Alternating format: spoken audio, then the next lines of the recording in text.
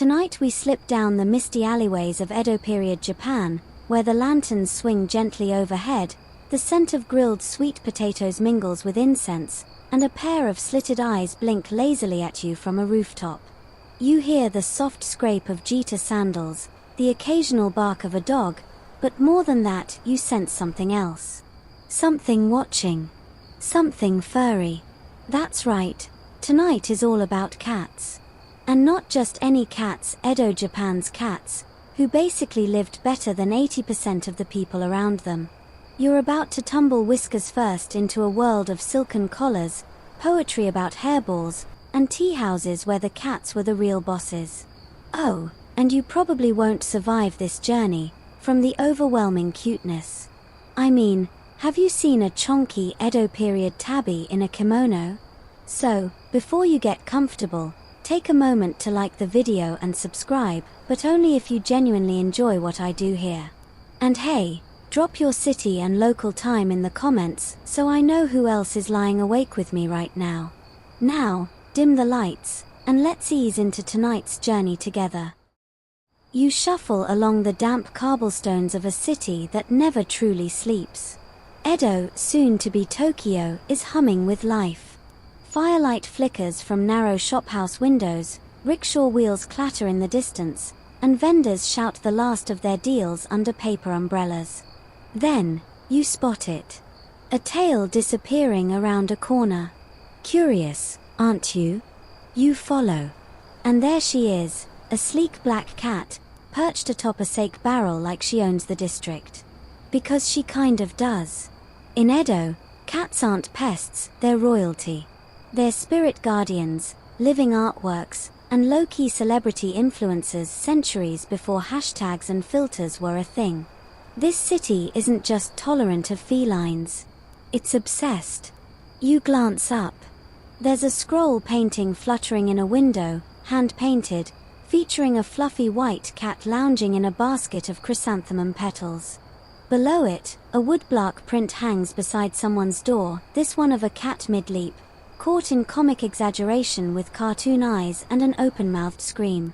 It's clearly meant to be funny. Probably got laughs in 1704.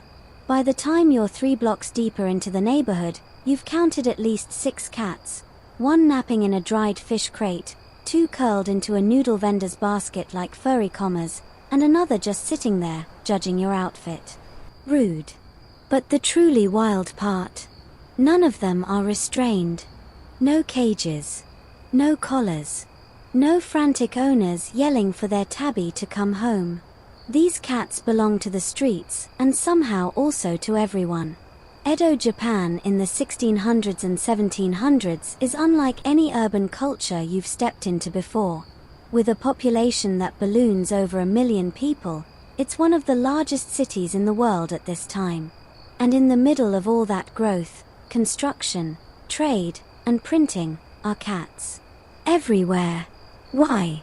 Let's start with something very simple. Rats. Specifically, the kind that eat silk.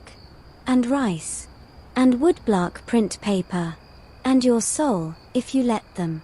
Edo's rapid expansion isn't just fueled by political stability under the Tokugawa shogunate, it's built on rice-based wealth, fragile art, and mountains of paperwork.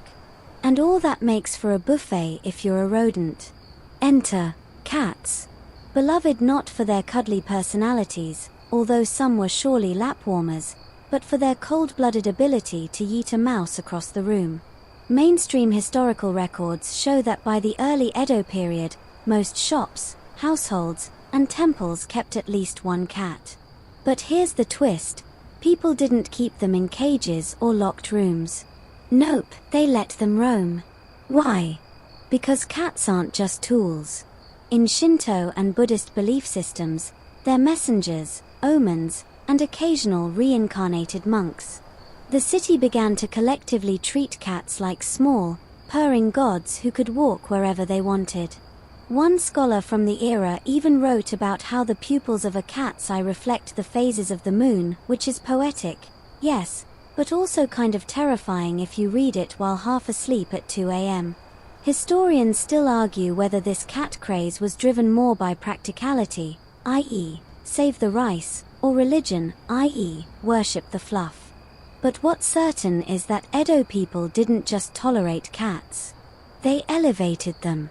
You pass a noodle stand with an old signboard hanging from bamboo slats. The illustration? A fat cat, balancing a bowl on its head. Advertisement or joke? Maybe both. Because yes, cats sold things. They were mascots. They were branding. The more you look, the more surreal it gets. A passing group of children trails behind a tortoiseshell cat like it's leading a parade. A merchant has strung paper charms with paw prints across his doorway. And inside a nearby house, you hear someone giggle and say, "She came back. Just in time for dinner." Cats didn't belong to people. People belonged to cats. And those cats belonged to the city. You duck into a side street. There's music from a shamisen being played somewhere up ahead. The path is quieter here. Softer. A cat pads past you, tail twitching, eyes blinking slowly like you're being evaluated and somehow approved. It hops into a window and disappears. This isn't just admiration, it's cultural absorption. Edo isn't just full of cats. It's built for them. You start to notice ledges that make perfect sunbathing spots. Open eaves where a nimble tabby can nap. Little wooden cat doors, cut right into sliding panels. Is it accidental? Maybe. But it feels like the entire city is a giant cat playground, and humans are just the staff. You pause near a canal. The moon reflects on the ripples as a ginger cat sits beside you, silent and composed. In this moment, surrounded by incense smoke and distant bell chimes, you don't feel like you're exploring Edo anymore. You feel like you've been invited, welcomed, possibly judged, but accepted. And if you're wondering how long this feline frenzy lasted, oh, we're just getting started. Because the next time someone tells you Japan only recently got into cat cafes, you can laugh softly, shake your head, and whisper, "Oh no, friend. It started centuries ago. And it's about to get weird." You shuffle past a lantern-lit window where two men, probably woodblock artists, sit cross-legged on woven mats. They're working silently, save for the occasional grunt or sigh, inking fine lines, layering colors, scraping excess pigment from wooden boards with bone tools so delicate they look like they'd snap in the breeze. But what grabs your attention isn't the print they're working on. It's the one leaning against the wall, a gleeful tabby wearing a kabuki wig. You step closer. That's no ordinary cat. That is an actor. A feline dramatist in full costume, caught mid-meow like it's delivering the final line of a tragic love scene. This is how deep the obsession runs. During the Edo period, the rise of ukiyo-e, literally pictures of the floating world, floods the streets with affordable visual art. You've got kabuki stars, sumo wrestlers, famous landscapes, risque courtesans, and cats. So many cats. In costumes. In weird poses. Wearing little backpacks. One's even painted mid-bath, holding a towel like it's scandalized. Mainstream historians agree, the ukiyo-e craze made visual celebrity culture explode. And just like today's internet loves a meme, Edo society ate up quirky, anthropomorphic cat art like it was rice crackers. You could buy scrolls, fans, paper toys, even calendars, all featuring cats behaving like humans. Some scholars believe it started as satire, mocking merchants and samurai by replacing them with froofy little cats. But then, as with all good satire, people forgot to stop loving it. You peer at another print. This one shows a group of cats gambling around a dice mat. One is clearly cheating. Another has a sake jug tipped over. You wonder what it says about a society that puts so much work into painting drunk cats. And here's where it gets stranger. Some of these prints weren't just for laughs. They were commentary. When political satire was outlawed, and boy, did the Tokugawa shogunate hate being mocked, artists found clever ways around censorship. Replacing government figures with cats. Totally legal. Probably. If the authorities squinted. So you'd get these pieces showing an official, totally a cat, misplacing a rice tax ledger while snoozing on a cushion. Or a merchant, definitely a cat, being weighed down by gold coins and licking his paw smugly. Historians still argue whether these were inside jokes or risky political subtext, but the people got it. They always do. You spot one artist at a street stall whose entire portfolio is cat-themed. He grins at you toothlessly and points at a limited edition woodblock featuring a long-haired cat floating through the sky with paper wings. Fortune flyer, he says. Guaranteed to catch dreams. Or birds. You buy it, obviously. What's even more surreal is how respected artists dove into the trend. Yutaga Kuniyoshi, now considered a master, had an entire phase where he filled prints with cats shaped like syllables from Japanese writing. Yes. Cats. Spelling. Things. And the detail is unreal. Fur lines, expressions, tail placement. You could stare for hours. You turn another corner, and there's a small bookshop lit with a single oil lamp. Inside, the bookseller leans over a woodblock printed novel. A child is beside him, pointing at a tiny drawing in the margin, a cat in a straw hat riding a koi fish. Completely unrelated to the story. No one questions it. Cat imagery wasn't just decoration. It was infiltration. Even in classical literature, cats sneak in. Pillow books, travelogues, medical journals, they all find room for a casual cat doodle or an unnecessary anecdote about a neighbor's unusually loud Siamese. It's as if Edo couldn't bear to publish anything that didn't include at least one nod to the furry friends. You duck under a Norin curtain into a cramped shop full of writing brushes and inkstones. The proprietor, an elderly woman with surprisingly sharp eyes, has 3 cats circling her feet. She tells you, with absolute certainty, that one of them can smell bad poetry and knocks the paper off the desk if it's not up to standard. You laugh. She doesn't. And this idea that cats are not only muses, but critics, is surprisingly common. Writers keep them in studies. Painters let them tread across wet scrolls, accepting the poor prints as divine intervention. The belief that cats have an artistic soul is so embedded, you half expect one to offer you a haiku.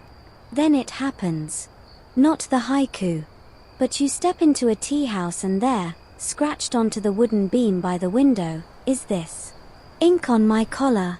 Paper full of sleepy paws. Cat wrote this, not me. It's signed Shibata of Rigoku, but you're pretty sure the real author is sitting on the cushion beside it, currently yawning. You sip some lukewarm tea and feel the weight of the city's adoration for these creatures settle in. These aren't just animals, they're symbols. Of leisure. Of rebellion. Of ridiculous, glorious beauty. You watch as a young couple buys a scroll featuring a cat in a miniature kimono, performing a tea ceremony. It's for the baby's room, the father says. Brings calm. Sure, man. Whatever helps you sleep. But that's the point, isn't it? In a time when life could be uncertain, plagues, fires, famines, political unrest, cats were a soft, purring constant. Watching them in art, in the streets, in your lap, it gave people something gentle to focus on. Something funny. Something warm. You leave the tea house with a full heart and a half-empty wallet. That cat calendar wasn't necessary, but somehow, it felt rude not to buy it. As you walk away, the full moon rises. You swear you hear a soft trill of a cat's meow echoing from a rooftop. A shadow darts across the tiles. You look up, and there she is again. The kabuki cat. Winking. You wake up the next morning, figuratively, of course, on a straw mat, drowsy from too much steamed rice and maybe a little emotional whiplash from all the feline performance art. Outside, a street vendor clangs a bell and shouts about fresh yams. A rooster crows. And something snuffles against your toe. It's not a dog. You look down. Yep. It's a cat. Just helping itself to your foot like it owns your ankle. Again, it probably does. But don't get too cozy, because we're about to enter the darker side of Edo cat culture. The part where cats aren't just adored, they're essential. Pest control. Public health. Plague prevention. Let's just say, without cats, this city would be a gnawed, stinking, chewed-up disaster zone. You wander into a granary district where rice bales are stacked like edible fortresses, guarded not by guards but by rows of glaring cats. Big ones. Small ones. Scrappy, one-eyed legends. Their eyes follow every movement. They don't blink. Turns out, the rodents of Edo weren't messing around. These weren't your average cartoon mice with a taste for cheese. These were black rats and rice thieves with the reproductive energy of a Red Bull-chugging army.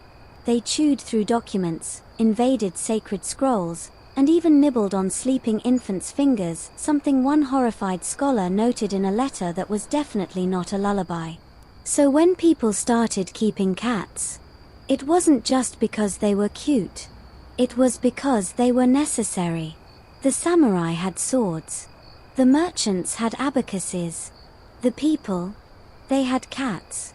Mainstream historical texts confirm, by the late 1600s, cats were deployed like tiny, purring SWAT teams across storehouses, temples, and even government buildings. One Buddhist temple even had a chief mouser, a rotund grey cat named, delightfully, Pompoko, though historians still argue whether Pompoko was a title or a nickname. Either way, the rat population reportedly dropped 40% within months of his appointment. And here's the fun religious twist. Cats were thought to have sacred connections, especially when it came to protection and purification. Some temples believed cats could absorb bad luck simply by existing near you. Others said the shine of their eyes at night scared away evil spirits. Personally, you think the glare alone could banish sin from 5 districts. This blend of practicality and superstition meant cats weren't just tolerated, they were revered. Temple carvings began to include felines alongside dragons and phoenixes. One famous statue at Jitoji Temple even features a cat paw raised midwave, yes, the iconic Manakiniko, or beckoning cat. More on that little legend bombshell later. For now, you pass a side alley where an elderly woman scatters rice husks around a saucer, calling, Miko-chan, breakfast. Within seconds, 3 cats appear from nowhere like whiskered ninjas. One's missing half an ear.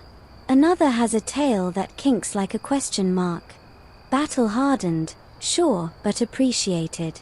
There's a fringe anecdote you hear from a rice merchant nearby. Some folks believed that if a cat scratched a specific wall in your home, it meant a spirit had tried to enter and failed. So yes, cats were seen as mousers, exorcists, and tiny home security systems all in one. Eat your heart out, Alexa. And while the upper classes had enough funds to keep cats well-fed and lazy, the poorer districts let them roam, trusting that a good mouser would find its way to a warm hearth eventually. These shared cats became local mascots, known by everyone and fed by many. One particularly chunky orange cat in the Asakasa area reportedly lived to 23 and had a shrine built in her honor, made out of sardine tins and crushed sake bottles. Scholars today still debate how much of the cat mythology in Edo, Japan was grounded in religious belief versus exaggerated urban legend. But what's clear is this: people noticed. Cats were effective. They were worshipped, spoiled, and occasionally blamed for stuff they definitely didn't do, like that time someone's tax scrolls went missing and the household cat was interrogated for an afternoon before it was determined the documents had fallen behind a cupboard. You duck into a tiny shop selling herbal remedies, and the apothecary, a wiry old man with 7 cats draped over every surface like living scarves, cheerfully tells you that powdered whisker can treat insomnia. Only shed ones, he assures you, stroking a particularly smug Siamese. You don't pull them. That's just rude. Is it true? Almost definitely not. But it adds to the mystique. Then there's the dream journal of one eccentric Edo physician who believed that sleeping near a cat aligned the liver's chi and warded off bad dreams. He even went as far as documenting the sleep positions of several cats and their correlation to human organ health. You find the entry where he describes a cat sitting on his chest as a blessing for heart strength, which, let's be honest, just sounds like sleep paralysis. You exit the shop and nearly trip over a pile of hand-carved cat amulets. They're crude but charming, cats with angry faces, fat cheeks, stubby legs. The vendor grins at you and says, "Buy 2, or the rats will come back." He's probably joking. Probably. As you walk back toward the heart of the city, you pass a row of painted tiles lining a garden wall. Each one has a different cat face. Happy, sleepy, grumpy, deranged. It's like a 17th century feline emoji wall. Some are chipped. Others have names written in tiny characters beneath them. They look like memorials. You pause. There's a breeze. Somewhere, incense curls into the air. You can hear the soft tapping of paws behind a shoji screen. In Edo, cats weren't just useful. They were trusted. When rice was your currency, scrolls were your history, and superstition was your internet, a cat wasn't just a pet, it was your tiny, furry insurance policy. And maybe, just maybe, they liked it that way. You're lured now by temple bells and the faint clink of coins in offering boxes. The air changes as you near a district known for its shrines, quieter, cooler, as if the very atmosphere has decided to whisper. You walk past prayer plaques swaying gently in the breeze and small statues adorned with red bibs. But what really catches your attention isn't the incense or the architecture, it's a courtyard full of cats. Dozens of them. All lounging beneath the cherry trees, sunning themselves like they own the afterlife. And honestly, in this temple, they just might. This is where the story of the Mana Kiniko begins. You know the one, that beckoning cat statue you've seen in sushi restaurants, gift shops, and maybe your weird aunt's feng shui corner. But the origin? That starts right here, in Edo, Japan, and as always it's shrouded in fur, folklore, and a splash of miraculous convenience. Legend goes like this: a feudal lord, caught in a sudden thunderstorm near a small, struggling temple, spots a cat sitting by the entrance. The cat lifts its paw, not scratching, not waving, just holding it up. The lord takes it as a sign, steps toward the cat, and just as he does, a bolt of lightning strikes the spot where he was standing. Yeah, you heard that right. The cat saves his life. He's so impressed, and not, existentially screaming into the void, that he showers the temple with riches, fame, and the kind of PR boost you just can't buy. The temple, Jitoji, becomes a pilgrimage site. The cat becomes a legend. And the Mana Kiniko is born. Historians still argue whether this story has any basis in actual events or if it's just Edo's version of viral marketing. But Jitoji still exists. And to this day, it's overflowing with thousands, literally thousands, of cat statues. Big ones. Tiny ones.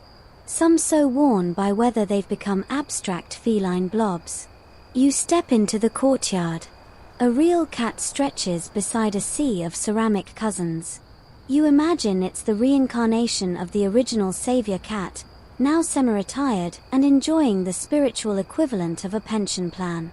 But the temple cat mythos runs deeper than one story. In many Edo-era temples and shrines, cats were more than just mascots, they were divine intermediaries. Buddhist monks believed cats could help guide souls to the afterlife. Some even claimed cats could detect impure spirits. If one stared too long at a monk during prayers, well, Time to reflect on your karma, buddy. You enter a side hall where painted screens depict cats curled around incense burners, sleeping in the laps of meditating monks, or, my personal favorite, trying to catch fish in the offering bowl. These weren't decorative. They were instructional, quietly reminding visitors that cats were welcome here, that they belonged. One lesser-known fringe tale from a Kyoto temple tells of a cat who meowed exactly 17 times every time someone lied during confession. The head monk claimed it had been blessed with the ears of Avalokitesvara, the bodhisattva of compassion. Skeptics claimed the cat was just bored. Either way, people stopped lying. Mostly. You wander out through a gate etched with paw prints, real ones, you're told, baked into the stone by a cat that wandered across the wet surface centuries ago. The monks left them there on purpose. Proof that cats were not just visitors to this space but part of its story. Outside, in the surrounding town, you notice shops selling handmade omamori, good luck charms. Most are your usual fare: health, safe childbirth, exam success. But one particular stall has charms shaped like cats holding coins, fish, and bizarrely, tiny scrolls that say don't trust the rat. The vendor, a cheerful woman with 2 cats curled in her lap like living scarves, explains that each charm is specific. One brings financial luck, another protects your home, and the third, for artists, she says, handing it to you, makes the brush move better. Only if the cat approves, of course. You take it. Obviously. And here's where things get even more tangled in cultural purring. Some Edo-era homes kept shrines just for cats. Actual, dedicated little altars with offerings of fish flakes, toys, or the occasional sake bowl. If a cat had died in the household, they might hold a quiet ceremony, sometimes with incense, sometimes with a tiny robe draped over the body, and bury it with as much reverence as they would a family member. One merchant's diary, written in spindly brushstrokes and a slightly unhinged emotional tone, describes the funeral of his black and white cat Kuro, including 3 days of mourning, a memorial poem, and a posthumous offering of dried squid. You'd roll your eyes, but honestly, you get it. Even in the bigger temples, you hear of cats who became so beloved by the monks that their likenesses were painted onto ceremonial fans. Some even had their names chanted during prayers. One temple in northern Edo reportedly spent part of its repair budget on a small meditation cushion specifically for its temple cat, Toma. Toma, as it happens, refused to use it and slept in the rice storage anyway. Classic. You wander back into the main city streets, where cats still lounge in the sun and blink slowly at passers-by like they hold all your secrets. And maybe they do. Because here's the thing about Edo, Japan, people didn't just believe in the divinity of cats. They felt it. In the tap of a paw, the flick of a tail, the purr that vibrated through the tatami mat like an ancient spell. Whether it was protection, luck, or simple companionship, the city trusted its cats more than most of its politicians. And let's be honest, they were probably right to. You hear it before you see it, the rhythmic clatter of wooden sandals on stone, accompanied by the tinkling of tiny bells. Then comes the procession, 2 women in ornate kimonos, their faces hidden behind rice paper fans, and between them, walking with a certain feline indifference, is a cat in a harness of pure silk. Yes, that's right. A cat. Wearing a bell-collared kimono. And riding in a rickshaw. You stand there, blinking slowly, because surely this is performance art. But no, this is just another afternoon in Edo, where fashionable folks don't just pamper their cats, they turn them into full-blown accessories. And not in a weird, let me stuff my dog into a handbag kind of way. No, this is cultural flair. Status. A statement. Cats in Edo, Japan weren't just appreciated, they were stylized. As prosperity grew during the 18th century, the merchant class, once viewed as socially inferior to the samurai, began flexing their wealth in quieter, cleverer ways. If you couldn't wear a sword or own land, You could own a cat. A very well-dressed, possibly perfumed, pampered little fluffball that said, "I have rice, paper, and enough free time to brush my cat's tail for 30 minutes a day." Historical records even show that some cats had wardrobes. Actual tiny closets. With kimono fabrics scaled to size, silks, cottons, even patterned brocade for special occasions. These were not factory-made. They were hand-stitched, often by the same artisans who made human clothes. A tail hole had to be cut just right, and let's not even start on the tiny paw booties. You pass a tailor's stall where bolts of fabric are stacked ceiling high. The seamstress cheerfully shows off a kimono made for her calico named Kyo. It has cherry blossom patterns, a golden ribbon, and a tiny crest that matches her family's. You ask if Kyo wears it often.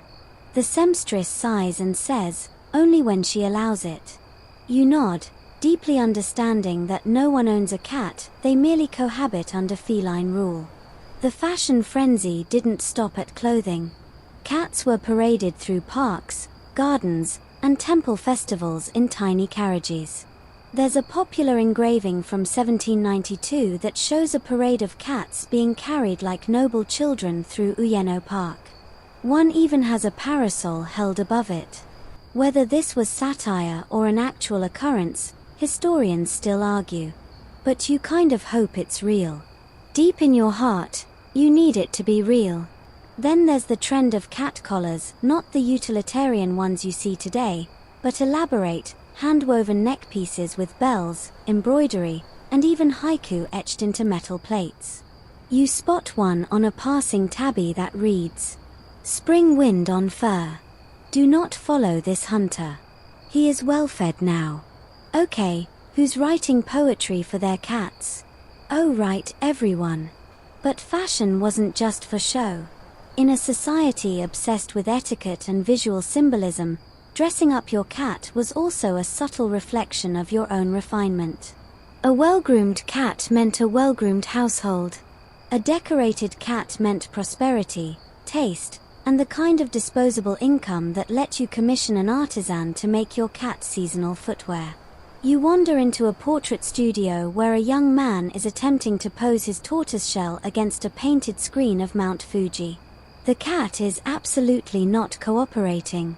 She has rolled over, paws in the air, tongue out, pure chaos in fur form. The artist, somehow unfazed, adjusts the lighting and says, "Perfect."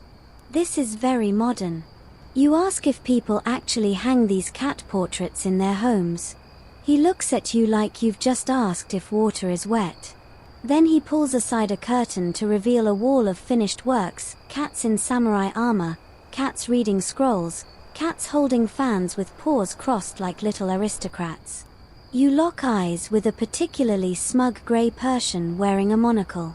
And that's when you realize, you're deep inside a feline fashion economy. One shop oversells custom parasols for cats.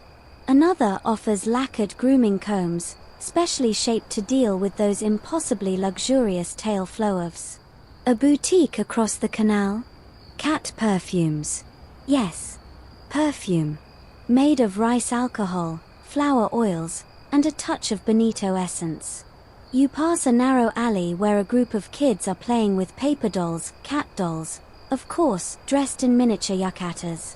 One kid says his doll is a wandering poet cat who lost his tail in a duel. Another says his doll is a hairdresser cat who only styles the fur of nobility. There are backstories. There's drama.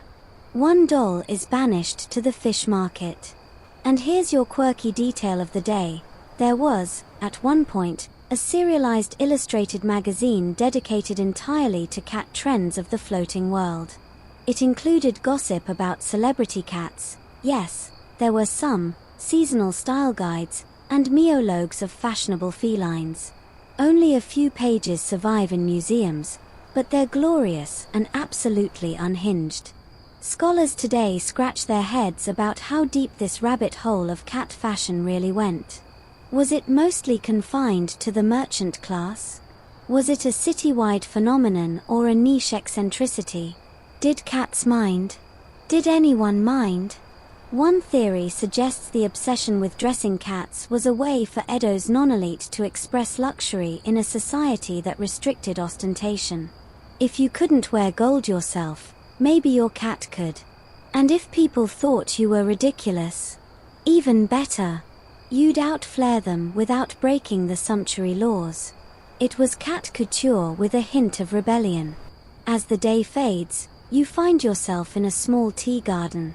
A cat in a blue vest sits beside a lacquer bowl, gently tapping it with one paw. A soft chime. The tea server places a saucer of cream down and bows. Lady Miyu prefers her cream before sunset, she whispers. Of course she does. You're not far from the Sumida River now, following a narrow path lined with wisteria vines and woven lanterns. The air is thick with that warm, early summer smell, sweet soy from street vendors, the dusty breath of tatami, and somewhere, always somewhere, a cat. You don't even flinch when a tabby streaks past your foot. It's just part of life now. But then you overhear a fisherman mutter something curious as a sleek black cat slips past him, still free, after all these years. Thanks to the no-cage law. Wait. The what? Let's rewind the scroll a bit. It's 1602, and the Tokugawa shogunate is fresh into power. Peace is stabilizing, the capital's expanding, and rice, as usual, is king. But along with prosperity comes a nationwide rodent crisis. Rats are munching through storehouses, infiltrating monasteries, and even gnawing through sacred documents, an offense that, if done by humans, would definitely result in a swift, unpleasant end. So, what does the government do? It releases a law not about traps, or poison, or rodent patrols, but about cats. Specifically, that all cats should be freed. No cages. No leashes. No walls. Let the cats roam. The 1602 decree, while not recorded in flashy Tokugawa PR documents, pops up in regional records and merchant logs, all suggesting the same thing. The government officially encouraged cats to roam the land as mouse control mercenaries. They went from being pampered pets or shrine guardians to free agents of pest eradication. And just like that, the no-cage law enters the historical rumor mill. Mainstream scholars generally accept the spirit of the decree, even if the exact edict doesn't survive in full. What is known is that, after 1602, there's a sharp uptick in references to roaming cats in public spaces. Not just tolerated, welcomed. Shops leave scraps outside intentionally. Temple gates remain half open for feline foot traffic. One household even builds a mouse bounty board and rewards its cat with extra sardines for every successful kill. You hope it came with a punch card. You wander through a back alley where cats dart between crates and up wooden fences. No one yells. No one chases. They move with the smug energy of creatures that know they're protected by imperial decree.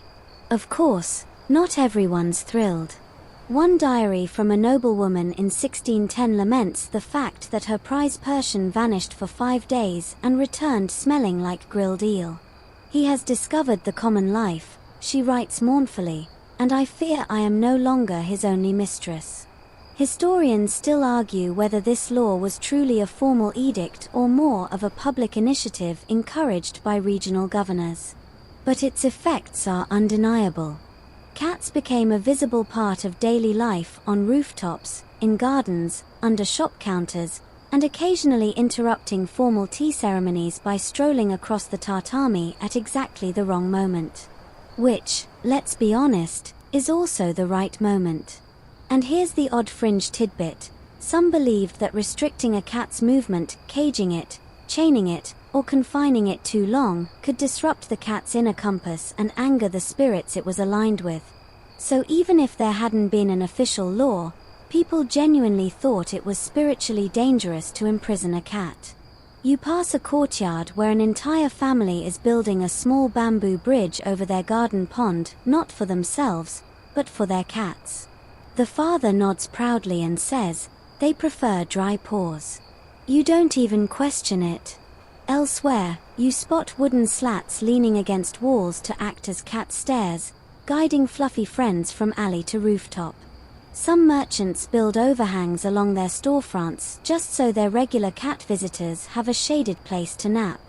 A few even get names and wooden plaques: Mr. Tofu, Madam Puff, General Meowzu. It's a social contract now.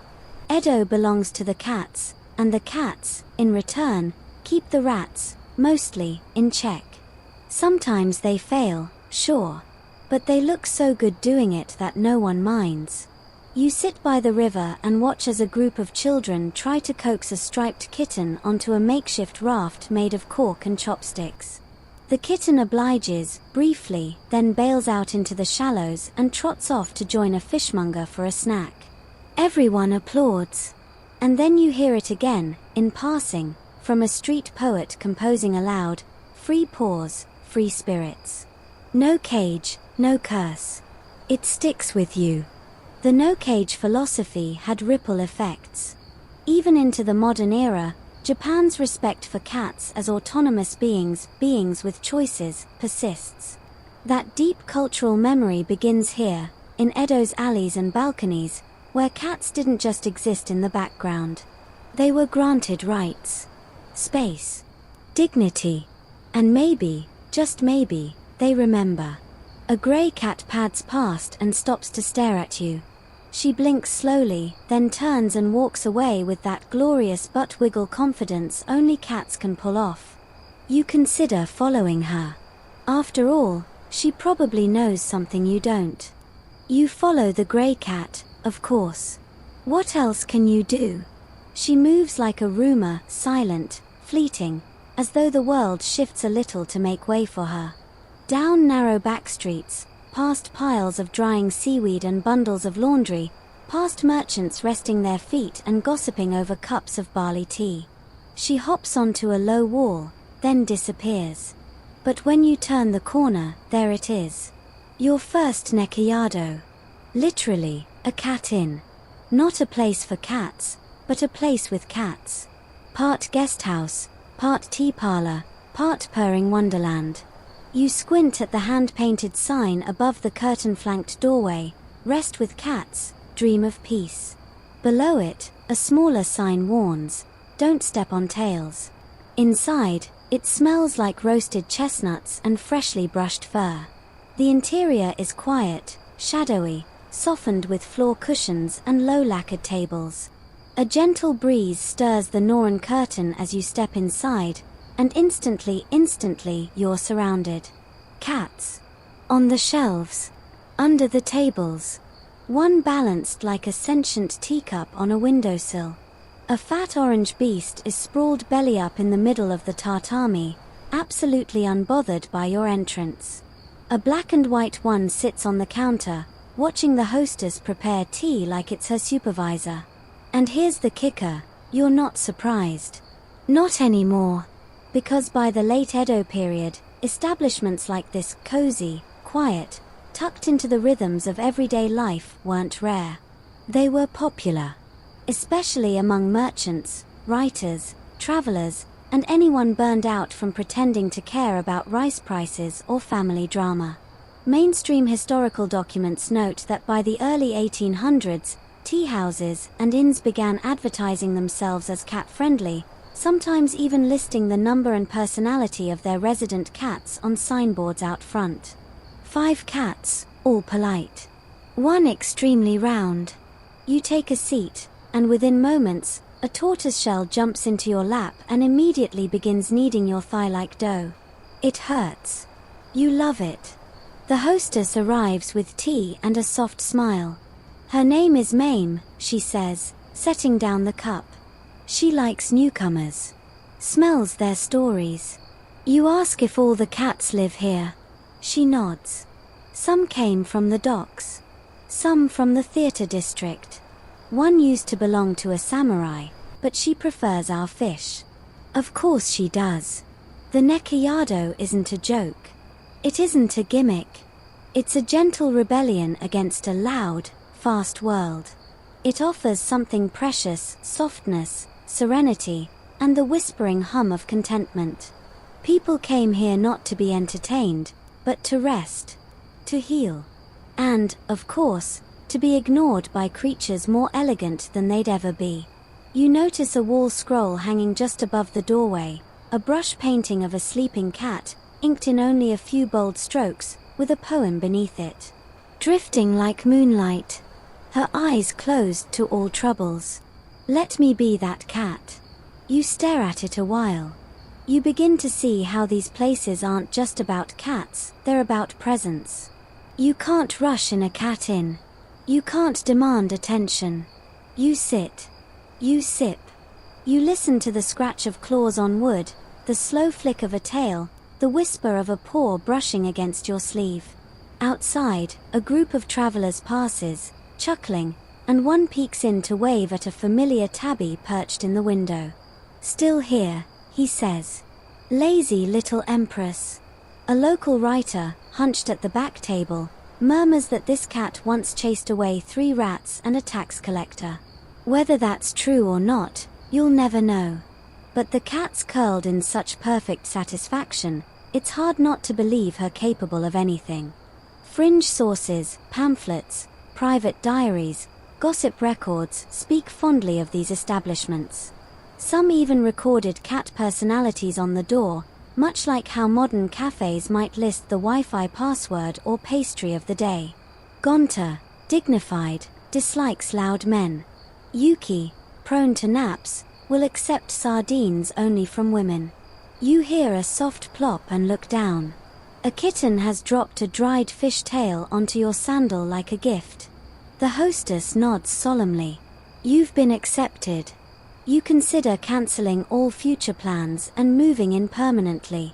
Historians still argue whether the Nekayado were more akin to spiritual retreats or just low-key boarding houses with a furry USP. But everyone agrees, they thrived. Some even became so well known that they attracted poets, artists, and ukiyo-e printmakers who captured their sleepy, surreal ambience in full woodblock color. One traveler's journal from 1834 describes a rainy evening spent with a cup of sake, a flickering lantern, and 3 cats sleeping on his lap. Better company than politicians, he writes. And more honest, too. The innkeeper tells you this house has been open for generations. She gestures toward a shelf lined with portraits, photos now, but next to them, faded paintings and scrolls. Each one bears the likeness of a cat. Every one of them lived here, she says. Each one was loved. You feel that. You feel how these places were sanctuaries not just for people, but for the cats themselves, rescued, retired, revered. The human world came to rest here. And the cats? They simply let it happen. A bell rings faintly as the door curtain stirs. Someone else enters. The cats don't move. You sip your tea, warm and toasty, a little bitter but just right. Mame purrs, vibrating against your leg like a soft, ancient motor. And for a moment, everything is still. Just still. Evening settles over Edo like a silken shroud, soft, lavender-hued, and just a bit dramatic. Lanterns blink to life one by one, bobbing in doorways and swaying over canals. Somewhere in the distance, a bamboo flute whistles out a mournful tune. The world hushes, and naturally, the cats emerge. Twilight is their domain. You stroll through a quieter part of the city now, less merchant bustle, more winding alleys and narrow footpaths. Here, the cats take over entirely. They're perched on rooftops like sentries, lounging on warm stones, darting between garden hedges like mischievous spirits. But tonight, you're not just here to wander. You're looking for stories. The kind people only whisper after dark. And when it comes to Edo cats, there's no shortage of those.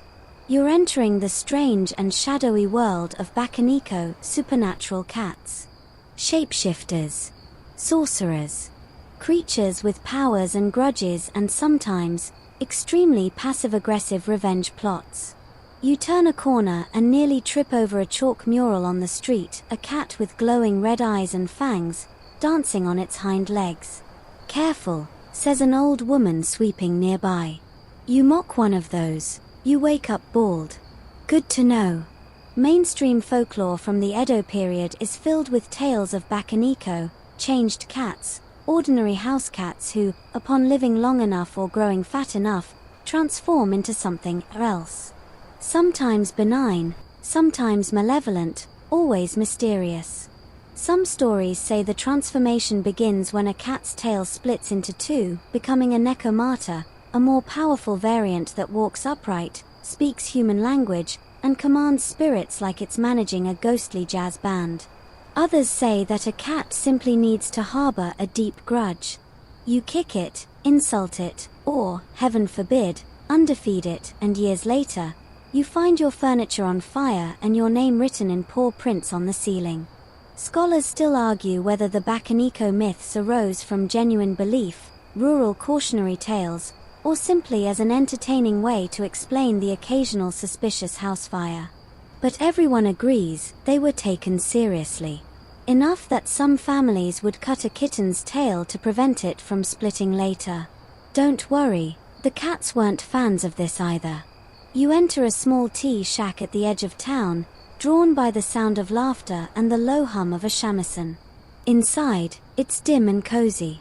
Locals sit cross-legged around a hearth, drinking sweet sake and exchanging stories.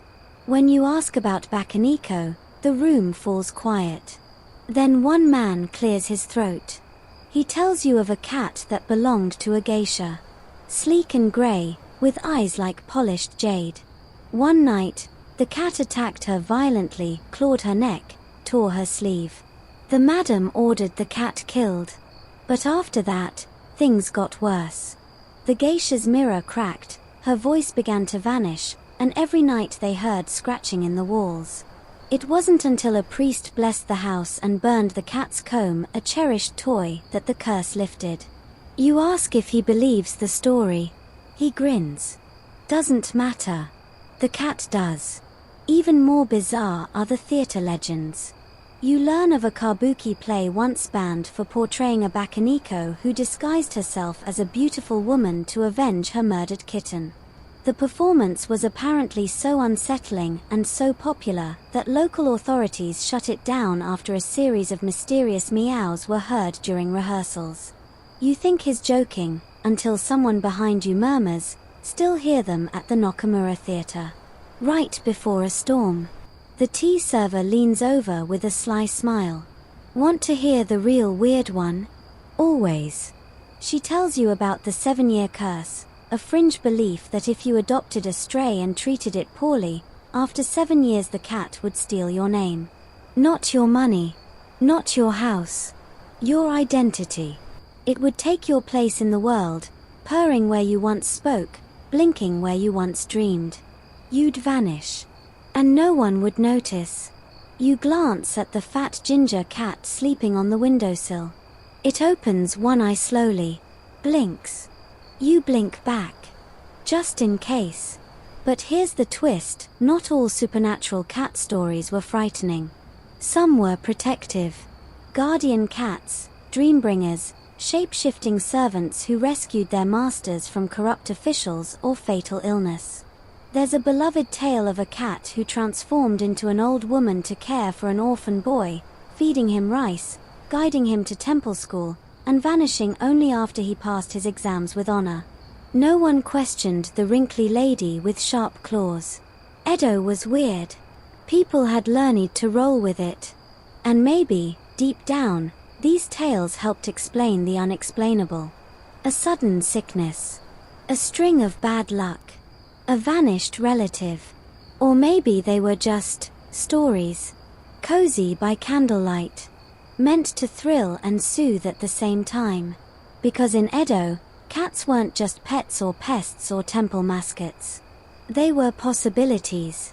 You leave the tea shack with a slight chill on your neck, the stories still crawling around in your head like curious little paws. The moon is high now, casting long silver shadows across the tiled roofs. And everywhere you look, there they are. Perched. Watching. Waiting. Not malevolent, not benevolent. Just cats. With their own secrets. With their own rules. And you're just a guest in their world. The next morning greets you with golden light spilling through shoji screens and the distant call of a tofu seller. The city stretches, yawns, and begins again. You're sipping barley tea when you spot something strange outside a shop near the marketplace, a painted sign of a cat, with a fan. Not just any cat. A cat performing kabuki. And just like that, you tumble headlong into one of Edo's most charming and ridiculous fascinations, cats in the performing arts. You step inside the shop, and it's like walking into a fever dream of fur and flair.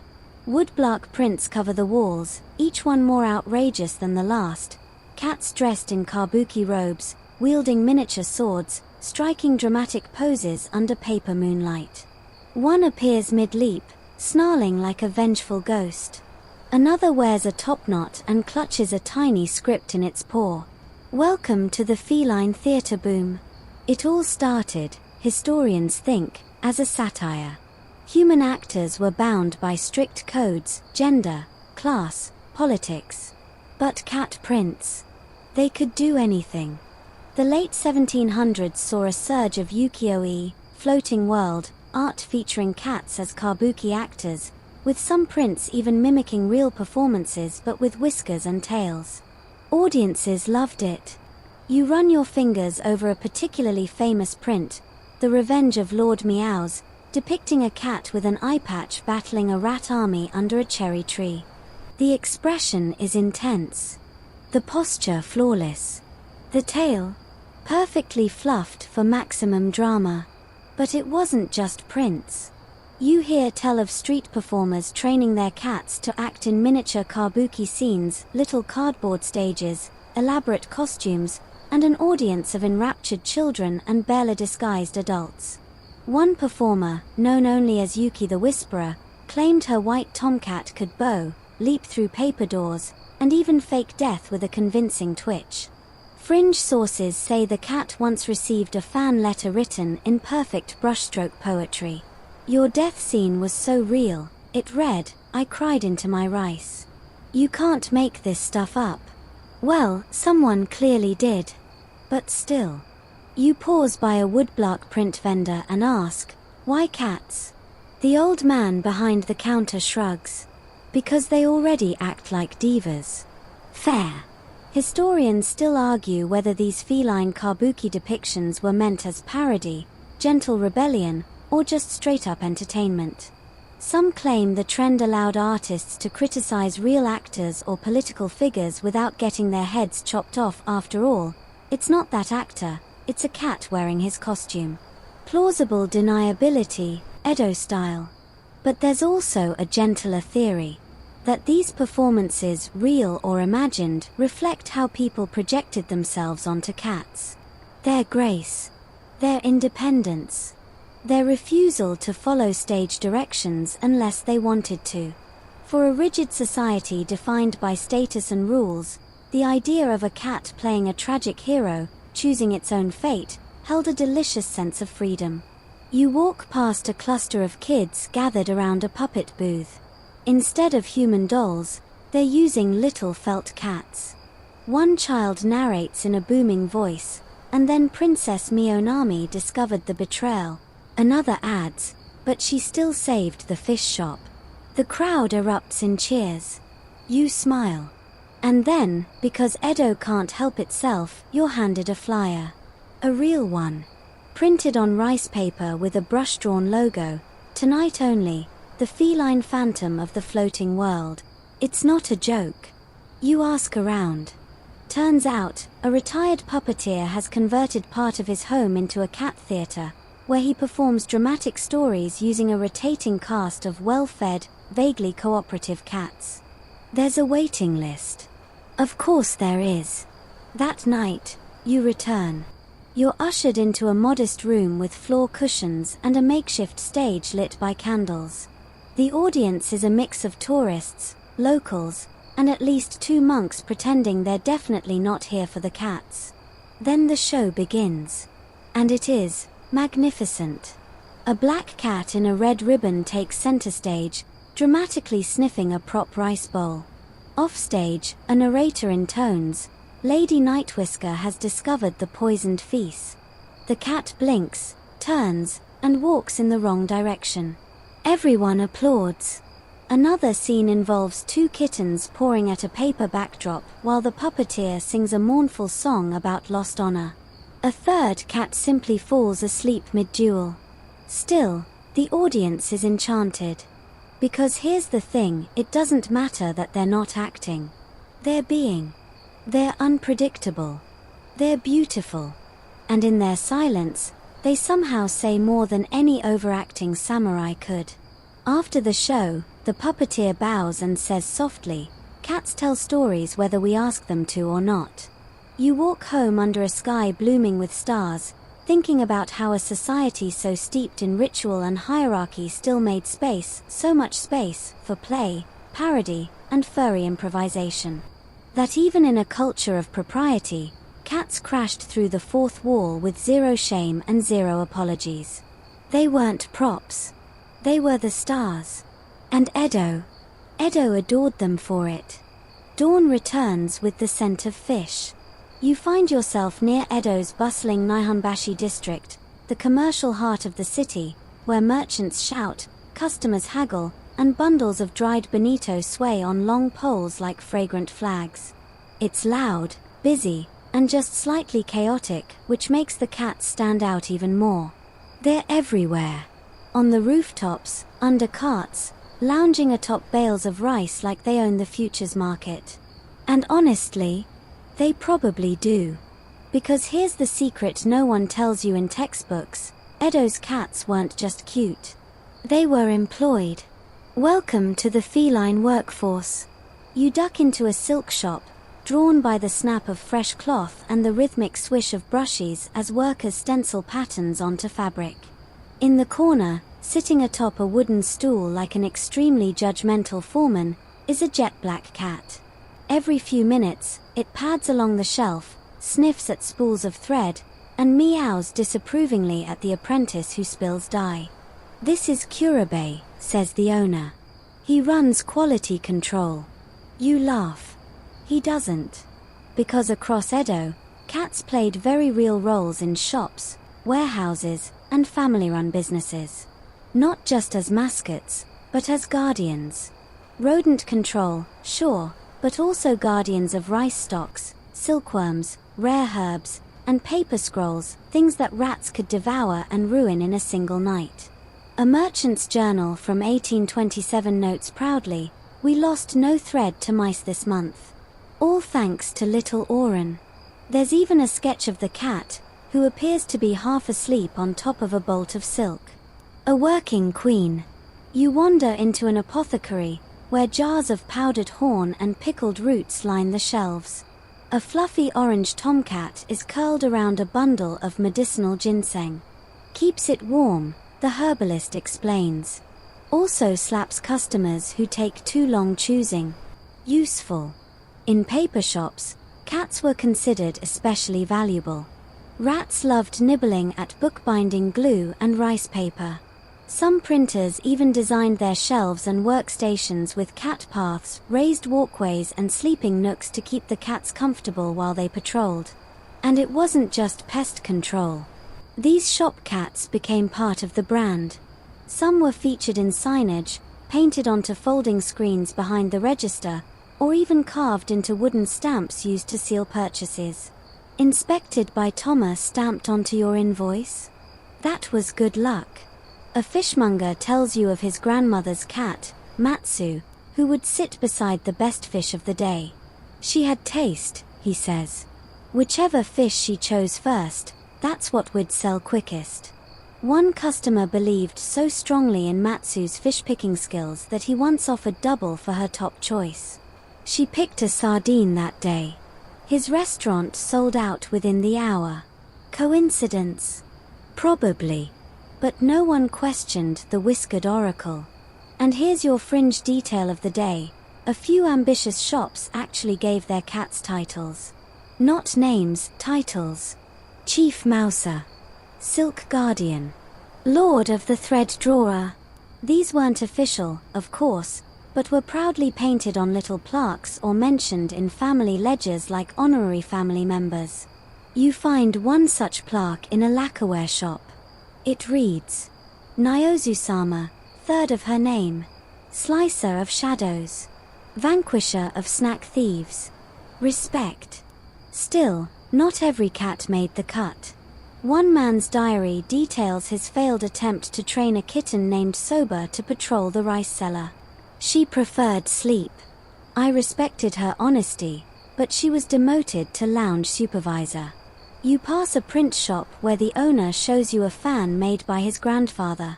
It depicts a cat sleeping beside a printing block, ink smudges on its tail. That was Mai, he says. She once sat on a block before we printed 200 flyers. Her tail became the surprise character in every ad. You look closer. Sure enough, there's a little flourish on each character that looks suspiciously like a furry accident. The owner grins. Our best campaign. People thought it was deliberate. Historians still argue how widespread this cat labor culture really was. Were cats truly part of the workforce, or did their reputation evolve over time into something more symbolic? Were they employees, partners, or just adorable freeloaders who happened to be good at catching mice? The truth is likely all three. But in Edo, the line between practical and affectionate blurred easily. Cats were helpers, but they were also companions. Revered, painted, joked about. Their presence was welcomed. Even on tax ledgers, a few entries list cat allowance next to rice and candles. Some speculate this was food for the cat. Others suggest it covered the spiritual cost of having a cat oversee your luck. You stop into a tiny calligraphy studio where the master sits with legs crossed, brush in hand. On his shoulder, a tabby perches like a whisper. She corrects my strokes, he says with a straight face. Also licks the ink. He shows you a scroll where the ink trails off into a clear paw print. It's considered a blessing, he adds. A divine smudge. There's something about that phrase, divine smudge, that feels like it captures Edo cats perfectly. Not perfect. Not tamed. Just there. Present. Valuable in a way no ledger or law could quite define. As you leave, you pass a vegetable vendor who's writing the day's prices on a signboard. His cat bats the chalk from his hand, then sits squarely in the middle of the sign. He doesn't move her. He just writes around her. The sun is high now, casting short shadows and long yawns across the city. The market noise has mellowed, replaced by the swish of straw brooms and the soft clatter of lunch bowls. You follow a quiet side street that slopes gently toward a modest temple nestled between two plum trees. It's not the grandeur that catches your attention, it's the row of stone cats lining the steps. Each one is different. One curled mid-stretch. One grooming its paw. One perched upright like a tiny, granite samurai. You blink slowly, suddenly feeling watched, but in a polite, sacred way. Like the cats are guarding not the temple, but the stillness inside it. Welcome to the realm of the spiritual cat. Religion and ritual in Edo, Japan weren't just reserved for gods and ancestors. Cats, too, slipped between the earthly and the divine. They watched. They waited. And when needed, they protected. You step quietly into the temple courtyard. The scent of incense lingers like a sleepy whisper, and just beyond the offering table lies a real cat, Snow White, with one golden eye and one green. She doesn't move. She just stares at you like she knows your browser history.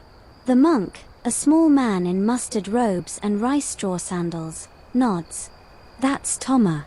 She has been here for many years. Or maybe many lives. Depends who you ask. You don't ask. Instead, you sit on a warm stone bench and listen as he tells you of the Mana Kiniko, the beckoning cat. You've probably seen it before, one paw raised, ears perked, face both goofy and mysterious. A fixture of shop windows today, yes, but its origins lie right here, in Edo's spiritual and economic mingling pot. One of the most enduring stories traces back to the Gotokuji temple, where a poor monk once shared his meager meals with a stray cat. One stormy night, a traveling samurai took shelter beneath a tree when he spotted the cat raising its paw. Curious, he followed, and just as he stepped away, lightning struck the very spot where he had stood. Grateful for the lucky omen, the samurai became a patron of the temple, restoring it to glory. The cat was honored, a statue carved, and the legend of the Manakiniko was born. And here's your quirky tidbit. Originally, different paw positions carried different meanings. Left paw raised attracts customers. Right paw brings wealth. Both paws up either double the luck or a sign the cat is being mugged. Depends on the artist's sense of humor. You're shown a room in the temple filled with hundreds of small ceramic manakiniko. Some pristine, others chipped, all left by visitors asking for blessings, healing, or business success. One even has a tiny rice ball balanced between its paws. For productivity, the monk explains, completely deadpan. Cats were also seen as protectors against more sinister forces. Their ability to stare into shadows and pounce on unseen things gave them an aura of spiritual perception. In some homes, a cat figurine would be placed near the kamidana, the household Shinto altar, to watch over the family and chase away evil spirits.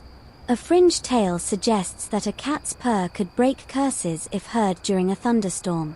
You make a mental note. You wander into a back garden where another monk, younger and slightly more disheveled, is trying to untangle prayer beads from the claws of a ginger kitten. He assists with meditation, the monk says, clearly lying. The kitten bites the beads and rolls over triumphantly. There's a soft spiritual logic to it. If enlightenment is found in silence, presence, and detachment from ego, then cats are basically monks with whiskers. But not all spiritual beliefs were temple-based. In folk Shinto and rural animist traditions, cats were sometimes seen as tsukemono, spirit familiars that could attach themselves to individuals, usually through inheritance or affinity. Not always malevolent, but definitely powerful. Stories tell of lonely women whose cats carried their grief, leading neighbors to leave offerings of dried sardines on their doorstep, just in case.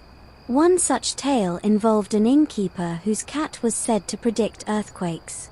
It would yowl hours before the ground shook, leading guests to evacuate in time. Over the years, the cat was worshipped quietly, and its descendants treated with almost priestly respect. Whether the predictions were luck or legend, the faith remained.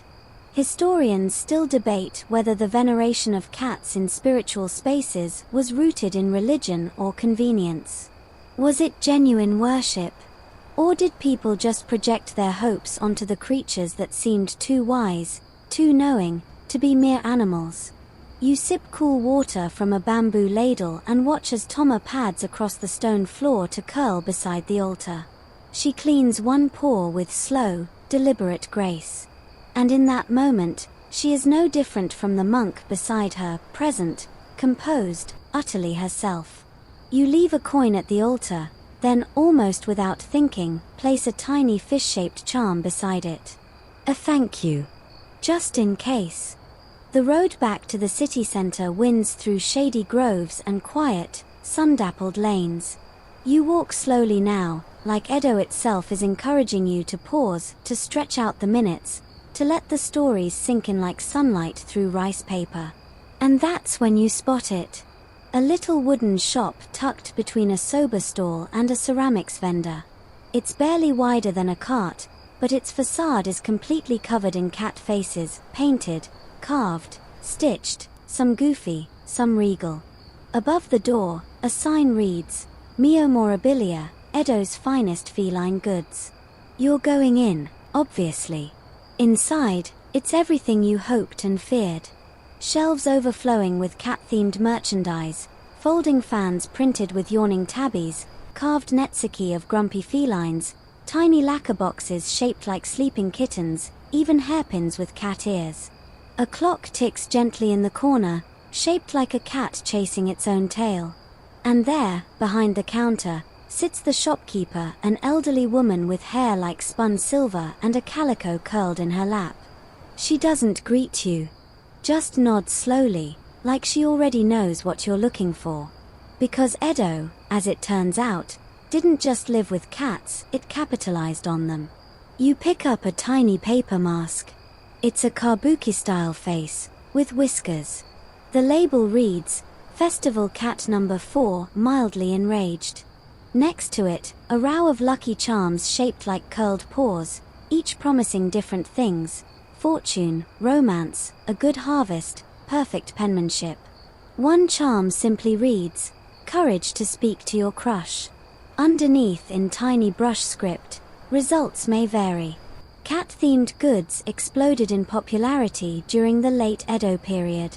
Artists, merchants, and performers leaned fully into the feline frenzy, creating what modern marketers might call a lifestyle brand. Cats weren't just pets or symbols, they were fashion. Fans, tea sets, chopstick rests, kimono patterns, purse clasps, coin pouches, everything came in cat form. The mannequin became a constant presence in shops. One artist even produced a limited run of erotic woodblock prints that featured, let's say, very suggestive cats in human scenarios. Those ones didn't make it into the official museums, for obvious reasons. But the more mainstream collectibles, those were everywhere. Kids collected cat cards the way modern kids collect stickers or Pokémon. One satirical collection from 1842 featured cats reenacting famous historical battles, complete with tiny banners and dramatic mid-air poses. You spot one on the wall behind the counter, a samurai cat decapitating a rat with its tail. The caption, Battle of Miyojima. A bit much, but undeniably stylish. You ask the shopkeeper how long she's been selling cat goods. Since before you were born, she says. You start to explain that's not possible, but she raises one eyebrow and gestures to the cat in her lap. She keeps me young. Or maybe just distracted. One particularly elaborate item catches your eye, a folding screen painted with a scene of a tea ceremony, except every participant is a cat. The host bows. The guests sip tea. One yawns in the corner, entirely ignoring the event. It's funny, yes, but also elegant. Limited edition, the shopkeeper says. Commissioned by a tea master whose cat once knocked over an emperor's cup. Fringe detail? Possibly. But you're starting to believe anything in this city is plausible. There's also a small bookshelf labeled Tails and Whiskers, filled with illustrated cat stories. One is a dreamy fable about a kitten who becomes a cloud. Another follows a clever alley cat who tricks a merchant into giving him room and board by pretending to be a ghost. You skim one page and read, the cat blinked twice, once for mischief, once for mercy. You feel that one in your soul. Historians still argue whether the sheer volume of cat-themed merchandise was driven by sincere affection or savvy business tactics. Probably both. Edo was nothing if not a blend of sentiment and strategy. Cats had cultural value and commercial power. They were the mascots of everyday life, woven into personal stories and public festivals alike. You buy a set of calligraphy cards featuring famous proverbs adapted for cat lovers. One reads, "Fall 7 times, land on all fours." And of course, you don't leave without the paw-shaped coin pouch. That thing's basically mandatory. Before you go, the shopkeeper hands you something. It's small, wrapped in rice paper, and tied with a piece of red thread. For dreams, she says. You open it later, under a lantern's warm glow. Inside is a single wooden cat charm, carved in mid-stretch. Beneath it, a note in delicate script. Sleep with one eye open. That's how you see the best dreams. You smile. Because somehow, in this shop of trinkets and tail-fluffed nonsense, you've found something real. A memory. A feeling. A part of Edo you didn't know you were missing. And outside, as the sky begins to blush with evening light, a cat watches you from a windowsill. No expression. Just presence. Pure, purring presence. The sky glows the color of old persimmons as the day begins to slip into dusk. The air softens, warm but no longer sharp, filled with the scent of grilled eel, charcoal smoke, and distant laughter. Lanterns begin to flicker on like sleepy eyes, and the city of Edo, never truly still, settles into its evening rhythm. You follow the slow, humming tide of the crowd into one of the city's more boisterous neighborhoods. Entertainment Alley. You pass puppet theaters, fortune tellers, noodle stalls, sake dens, and, is that a guy juggling mochi? It is. He's not great, but the effort's appreciated. And just up ahead, a gathering of people waits beneath a banner painted with, what else? A cat. Nikko Matsuri tonight only. Cat Festival. Of course there's a cat festival. The street opens into a plaza, and you're greeted by the full sensory madness of Edo-style feline celebration. Music, colors, motion, somewhere between a block party and a fever dream. Paper lanterns shaped like yawning kittens sway overhead. Children run around in cat masks, their laughter high and sharp. One crashes into your leg and yells, "You're it, meow lord," before disappearing into the crowd. You've been promoted, apparently. You pass a game booth where people toss beanbags at painted wooden mice. Another offers prizes for the best cat cry, and a long line of amateur yowlers is already assembling. There's a puppet show in full swing, featuring a tiny puppet cat battling a thunder god, and every time the cat lands a hit, the audience erupts with delighted applause. It's mayhem. Joyful, purring mayhem. But underneath the fluff and fishcake stands, there's something more. You sense it in the way people bow to the Mana Kaneko statue at the entrance, or how vendors place offerings of bonito flakes before starting their night. It's celebration, yes, but also reverence. You stop by a storytelling tent, drawn by the sound of a smooth, low voice. Inside, seated on a cushion, a rakugo performer spins a tale about a lazy alley cat who accidentally becomes mayor of a small town. He did nothing, the storyteller intones, but his approval rating was 98%. The crowd howls. You can't help but laugh too. This is where Edo's cat obsession becomes community, where folklore, commerce, and devotion mix into something alive. Temporary shrines have been erected for festival night, simple wooden altars decorated with plum blossoms and strings of silver bells. One reads, "For the cats who helped us through the hard year." You light a stick of incense and place it beside the others. It's still warm out, but the breeze lifts the smoke, curling it upward like a tail.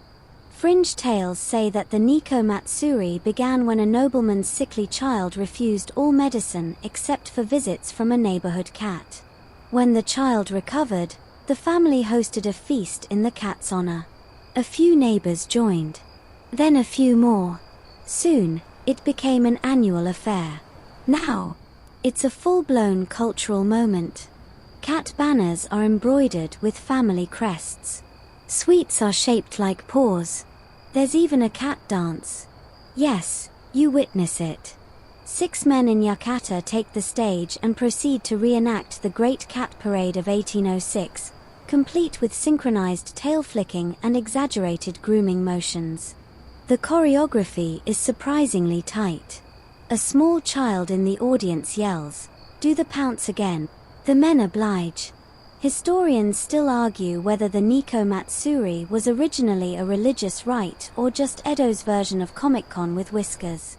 The truth is probably both. But what no one debates is its popularity. During peak festival years, entire neighborhoods decorated their homes with cat motifs. Some wealthier families even hired artists to create cat portraits of their actual pets in preparation. You spot one such painting hung beside the candy stand. A regal black cat sits beside a bonsai, wearing a silk scarf. The caption: Lady Chiruru of the Plum District. A known glutton. Honesty is valued here. You pause near a lantern-lit corner where a young girl is whispering into a tiny wooden shrine. When she notices you watching, she says shyly, "I told her my secret." You ask who she means. She points at the cat carved on the altar. She keeps it safe. All cats do. You believe her. The festival continues into the night, growing no louder, just deeper, softer, more dreamlike. You eat a skewer of grilled eggplant shaped like a cat's paw. You watch two teenage boys have a heated debate over which historical general would have made the best feline companion. Tokugawa Ieyasu, clearly. No way. Too tense. Takeda Shingen had major lapcat energy. The music swells. You close your eyes for a moment. And you can hear it, faint, but real. The slow thrum of purring. Not from a single source, but everywhere. Dozens, maybe hundreds, of real cats weaving through the crowd. On stalls. On rooftops. On shoulders. Not one on a leash. They belong here. No one owns them. Not really. Because in Edo, the cats walk freely through your world and their own. And tonight, for just a little while, those two worlds have curled up together, nose to tail, heartbeat to heartbeat. Midnight arrives not with a bang, but with a sigh. The laughter thins. The lights dim. You find yourself drifting away from the pulse of the festival, following a winding path lit by the soft orange glow of lanterns strung like fireflies. The air is cooler now, laced with plum blossom and soot. You can hear the distant clink of someone washing dishes and the whispery rustle of paper shutters being slid closed for the night. You're headed toward one last curiosity. You were told, by someone whose name you forgot to ask, that if you take the third alley past the old tea house, and turn right at the crooked persimmon tree, you'll find it. The alley of 100 cats. You arrive before you even realize it. It's not grand. Not eerie. Just still. The kind of stillness that makes you forget how loud the rest of the world usually is. Crickets chirp in the shadows. A bamboo wind chime clicks softly in the breeze. And then you see them. Not real cats. Not quite. Paintings, carvings, offerings, scraps of poetry tacked onto old walls, tiny clay figures tucked between stone cracks. All cats. Every surface in this alley bears some feline trace. Some are worn and smudged, others fresh and vivid. There's no official signage. No fanfare. Just a collective act of remembrance. A shrine without priests. You kneel by a small altar fashioned from a repurposed sake box. Inside it rests a single bell collar and a slip of paper, faded but legible. To Yuki, who stayed until the very end. The Alley of 100 Cats isn't in most Edo travel guides, not that you have one, but its existence hums with a kind of sacred mischief. A spontaneous, community-built memorial. Each offering whispers of love, mischief, warmth, and grief. One tiny statue has a coin resting on its head. Another wears a miniature yukata, hand-sewn with clumsy stitches. There's a tanka poem, barely clinging to the wall, that reads, "She came in silence, left in the hush before rain. My cup still half full, her bowl still warm with morning. My heart always one pour short. A little dramatic, maybe, but completely, devastatingly sincere." You pass a line of votive candles shaped like curled-up cats. Their wicks have long burned out, but you can still smell wax, faintly spiced with cinnamon. Above one window, someone has drawn paw prints along the lintel in chalk, like a trail left by a ghost you hope returns. You sit on an old crate and watch the alley breathe. Every so often, a real cat appears only to vanish again as silently as it came. A stripe of fur in the shadows. A tail disappearing into the eaves. No meows, no purring. Just presence. You feel like you're inside a memory that isn't yours, but somehow belongs to you anyway. Historians still argue whether the Alley of 100 Cats began as a grieving ritual, a folk tradition, or just an organic tradition that grew like moss in the cracks of the city. But it's real. Alive, even. No one claims it. No one maintains it. But someone always lights a new candle. Someone always leaves a new toy, or snack, or note. Someone always remembers. It makes you think of how memory works in Edo, not as something etched in stone, but something fluid. Passed in stories, traded in jokes, woven into cat-shaped kites and festival masks. And, yes, whispered into alleys like this, where the only witness might be a sleeping calico on a roof beam. You notice a bundle of paper tucked between two rocks. Against your better judgment, and also because of your better judgment, you slide it out. It's a letter. Unaddressed. Dear whoever finds this. If you ever loved a cat, you know the feeling. They walk out of the room like they were never yours. But somehow, they take the whole room with them. You fold it back up and return it to its hiding place. Just as you're about to leave, a small sound stops you. A paw against stone. You turn. There it is. A black cat. Green eyes. Tail curled like a calligraphy stroke. Sitting perfectly still atop a low wall. It doesn't move. Doesn't blink. Just watches. Not waiting for anything. Just being. You nod. It doesn't nod back.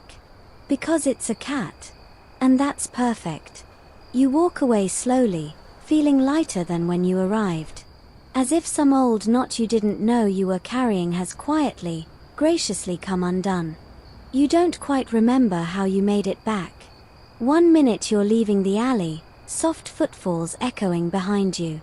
The next, you're easing into a quiet courtyard on the city's edge, far from the crowds, the chaos, the festivals. Above you, the stars bloom like scattered rice on black silk. A gentle wind carries the distant scent of miso soup and plum wine. Somewhere, a wind chime sighs.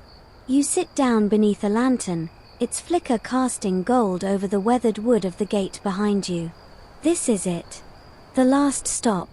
The final stretch of your journey through Edo's purring, whiskered wonderland. And it's fitting that your journey ends not with noise, but with quiet companionship. A cat appears, of course. Small. Cream-colored. A single black dot on its nose, like a poorly placed ink blot. It doesn't come to you, it settles nearby, just close enough to be known. You watch each other in companionable silence. It yawns. Same. You think back on all you've seen.